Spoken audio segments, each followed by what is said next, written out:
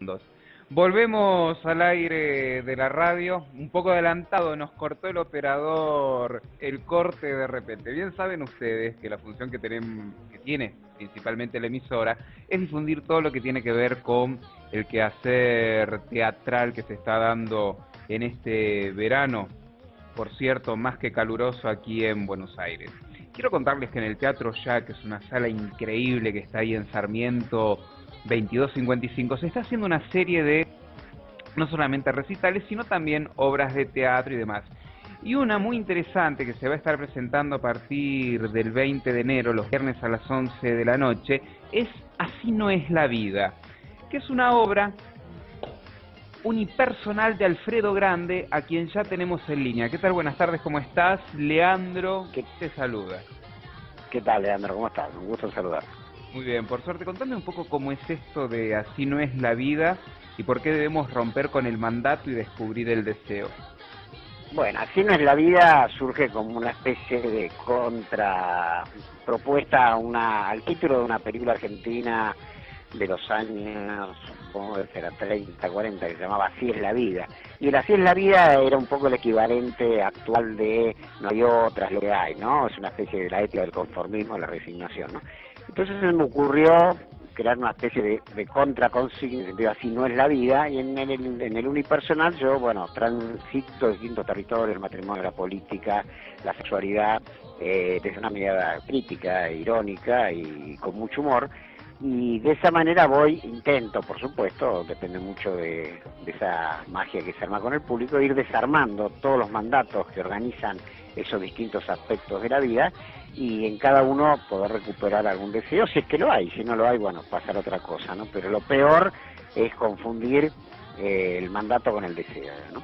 Es mi cuarto unipersonal y bueno, estoy realmente con mucho entusiasmo de poder estrenarlo. Como bien dijiste, en esa sala tan increíble, estuve anoche, pasé por ahí, que armaron los compañeros del Ya, realmente algo muy importante.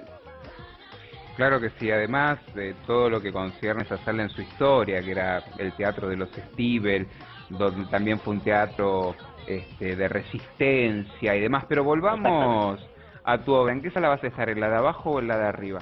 No, en la sala 2, que es, digamos, entre comillas, la más chica. Para mí es una sala muy importante. Yo no soy un actor profesional, yo soy psiquiatra, psicoanalista, pero tengo muchísimos años de docencia universitaria y el alumno es un poco un público también, ¿no? Y he aprendido en décadas cómo decir las cosas de una manera tal que entran, ¿no? La cultura represora siempre nos enseñó que la letra concentra, ¿no? Y yo propongo que la letra con risa entre, porque esa letra que entra con el humor se queda, no es como que después la queremos sacar de encima porque nos molesta, ¿no?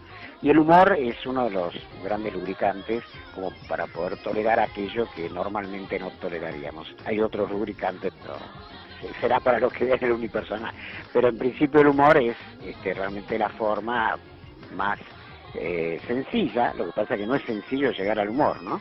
Pero para poder decir y escuchar cosas que fuera del contexto humorístico por ahí serían intolerables. Tal cual, además lo que el humor significa también en el hecho del inconsciente, de lo que a través de él se puede decir y lo que generás con el discurso y la retórica en el otro. Sí. ¿Desde dónde te motivó la vida o el tránsito de diferentes episodios para escribir tu último unipersonal? ¿Cuál fue el disparador? Bueno, yo quiero pensar que es el cuarto y no el último, porque sería muy terrible. Digamos, por ahora es el último, siempre espero que haya un quinto, Bueno, Alfredo, pero va a ser exitoso. Sí, bueno. Bueno, mira, en el penúltimo, digamos, en el cuarto, lo que me motivó es, yo tengo una mirada crítica sobre muchos aspectos de la cultura, ¿no? Esa mirada crítica tiene también que ver con el psicoanálisis, que nace desde la genialidad de Freud como una mirada crítica a la cultura victoriana, porque en definitiva se discutirá más o menos qué es el psicoanálisis, pero el psicoanálisis es un pensamiento crítico de lo que en un momento de la cultura se llamó cultura victoriana, ¿no? Por supuesto, no estamos en ese momento, estamos en una cultura no victoriana y a veces con pocas victorias y algunas derrotas, pero la mirada crítica se tiene que sostener. Si no hay mirada crítica, si no hay pensamiento crítico, hay pensamiento único y ahí es el fin de la historia. Ahora, la mirada crítica, el pensamiento crítico no puede hacerse desde la solemnidad que pretende el pensamiento único, el dogma, ¿no? Entonces, yo siempre digo, yo soy serio pero no solemne, ¿no? Y agrego, es el resultado de la contradicción insalvable entre estatura y apellido, porque a pesar de mi apellido, no soy muy alto, para no decir que soy bajo. Entonces, bueno, esa mirada crítica que la utilizo, por supuesto, en el trabajo clínico con pacientes también, cuando doy una clase, doy una charla, digamos, el unipersonal sería como un condensado de todo eso, puesto, digamos, con una puesta dramática, ¿no? Tiene una dirección, una producción, pero no es que es otra cosa que no tiene nada que ver con el resto de lo que yo hago. En realidad es todo lo que yo hago condensado en 1 hora y cuarto de espectáculo, donde en distintas situaciones, como ya te dije, que transitan el matrimonio, la sexualidad, la política, el mismo psicoanálisis, la militancia política también, yo voy hablando y actuando e incluso cantando, lo cual para mí ya es como un exceso de optimismo, bueno, distintos semblanteos de la actualidad, porque el espectáculo además tiene una marca de lo cotidiano, lo de todos los días, ¿no? Es decir, si bien cada función va a tener una matriz igual pero cada función va a ser distinta porque la vida es distinta, cada día te cambia la vida, ¿no? Y además el público va cambiando en todas las frases, exactamente. más que hecha en el medio. Quiero decirles, hace unos años, creo que 2 años, una editorial me envió un libro muy interesante, Crónicas de Trapo, que es de Alfredo. O sea, sé quién sos. Mirá, o sea, no es, bueno, porque viste que en general, cuando te hacen una nota, pocas veces se han informado. Bueno, pero Crónicas de Trapo, decís. Sí, no, pero independientemente de eso, yo le sugiero al público que nos está escuchando que se acerquen al teatro ya poco antes de las 11 de la noche el viernes que viene y los viernes subsiguientes, y que se encuentren con este profesional que a través de su discurso dogmático uno se va a encontrar con un manejo del humor a veces ácido, otras no tanto, que los va a hacer pensar. ¿Sos un provocador o un motivador? Las dos cosas. Depende de quién tenga enfrente. Cuando tengo enfrente a un compañero o una compañera, trato de motivarlo. Cuando tengo enfrente a alguien potencialmente hostil, trato de provocarlo, porque realmente la maldad se oculta muchas veces y a veces tenés que salir al cruce, ¿no? Tenés que provocar para que el otro no... El enemigo es astuto, ¿no? Eso lo decía José Martín, ¿no? Hay que aprender de la astucia del enemigo. Y una de las formas de ser astuto es ser benevolente, plácido y buena persona y está todo bien, ¿no? Y eso también es el caldo de la impunidad. Así que cuando tengo que provocar, provoco. Me ha costado seguramente dificultades y he perdido cosas. Algunas las he dejado, otras me han dejado a mí, tanto en los vínculos como en las instituciones. Yo, por ejemplo, fui uno de los fundadores de la Universidad Madre de Plaza de Mayo y en el 2003 me fui y provoqué una ¿Por qué te fuiste? Me fui porque hice una evaluación de que la organización había cambiado su fundante. Compartí en ese momento una crítica muy fuerte que había hecho Vicentecito Lema, él se fue antes que yo, pero yo provoqué una asamblea de alumnos y docentes, y en el marco de esa asamblea nos fuimos muchos, pero fue una partida dolorosísima, ¿no? Como vos comprenderás, estamos hablando de abril del 2003. Claro. O sea que después algunos acontecimientos muy recientes, no te digo que me dieron la razón, pero por lo menos no me la quitaron del todo, ¿no? Y así, sí, yo recuerdo ese momento, recuerdo cuando me fui del hospital de clínica, del servicio de psicología médica en el 88, ¿no? Por un enfrentamiento con el profesor titular. Y sí, yo al que considero mi adversario y mi enemigo, porque yo creo que la categoría de enemigo es una categoría central en la política, trato de provocarlo. No me suicido, ¿no? Porque tampoco se trata de jugarse a lo bonzo, pero la provocación es una herramienta que hay que utilizar. Y la motivación, como bien dijiste, también. Fíjate qué disparador mi pregunta, que en realidad fue muy abarcativa tu respuesta. Básicamente era en el espectador, Claro. si te gusta provocarlo Ambas o motivarlo. cosas. ambas cosas, porque el espectador, Freud en una conferencia le pide al público una benévola curiosidad, ¿no?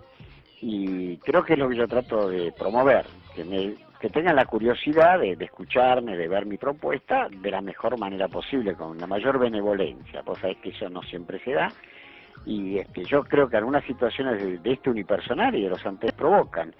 De hecho, pacientes míos me han visto y por lo menos me dijeron que se curaron con el unipersonal y no siguieron la terapia, ¿no?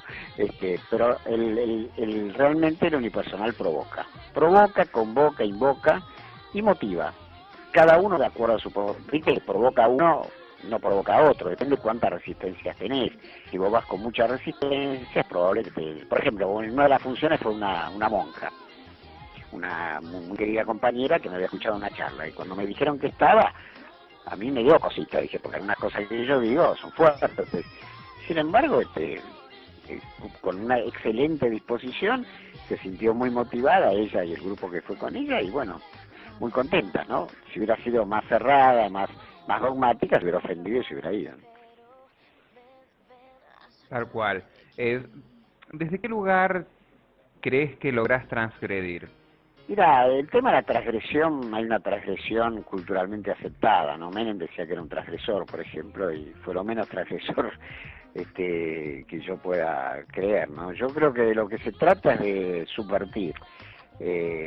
En ciencia se habla de cambio de paradigma, ¿no? Que como más suave, ¿no? O de deconstruir, ¿no? Que es mucho más suave todavía. Yo creo que el artista tiene que subvertir.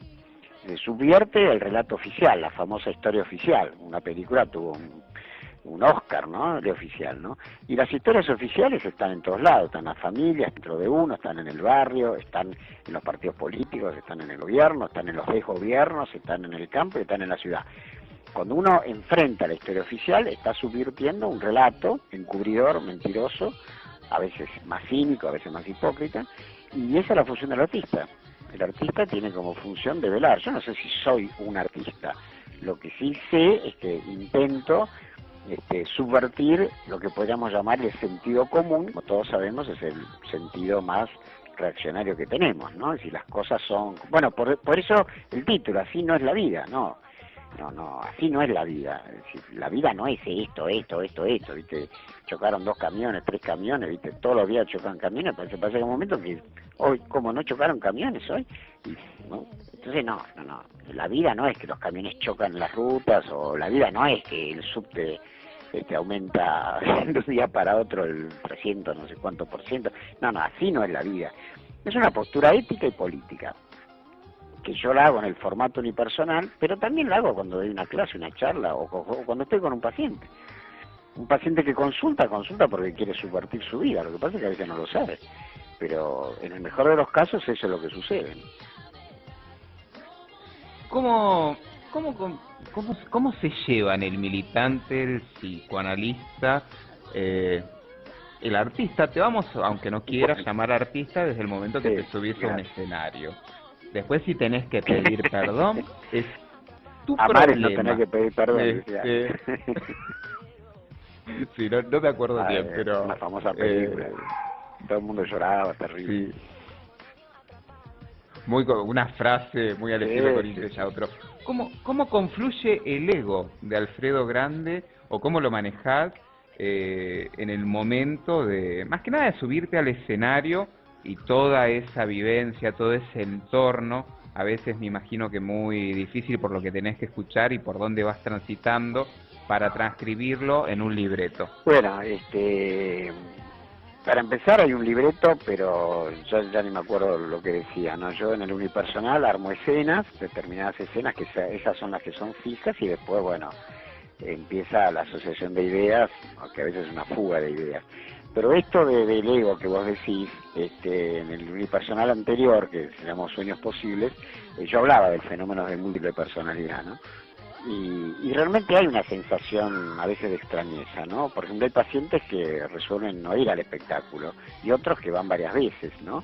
Y con familiares, con amigos, con compañeros, hice una función en la biblioteca Sudestada y por Vicente López, y realmente no conocía a nadie, ¿no? Excepto el que me había invitado a hacer unipersonal. Y se dio un fenómeno así muy, muy intenso, nada más en una sala digamos, chica, había 70 personas, muy cercas a mí, estaba, digamos, la tarima, no era un escenario, una tarima, así que era casi como cuerpo a cuerpo, y realmente, bueno, gente que me conocía desde otros lugares me miraba ahí y decía, bueno, pero es el mismo, no es el mismo. Yo creo, mira, yo tengo un aforismo que donde digo que el suicidio es un genocidio, porque en un solo acto matamos todo lo que somos y podríamos ser, ¿no? Creo que cada uno de nosotros somos muchos. Eso también es un descubrimiento del psicoanálisis, ¿no? Entonces, a lo mejor mi pretensión artística es que, bueno, uno de los Alfredo Grande que anda por ahí pueda subir al escenario. Yo le digo muchas veces a mis pacientes, ¿no? Todos podemos hacer todo, no de la misma manera. Habrá más talento, menos talento. Si yo canto, puede cantar cualquiera, imagínate. Pero creo que justamente la cultura represora te hace muchas veces como quedarte en el rincón donde empezó tu existencia, ¿no? Bueno, si vos sos médico, sos médico, si sos escritor, sos escritor, cada uno es lo que es y no es otra cosa más que eso. Y eso es represor. Cada uno es lo que es, pero también es otras cosas, ¿viste? Yo siempre critiqué...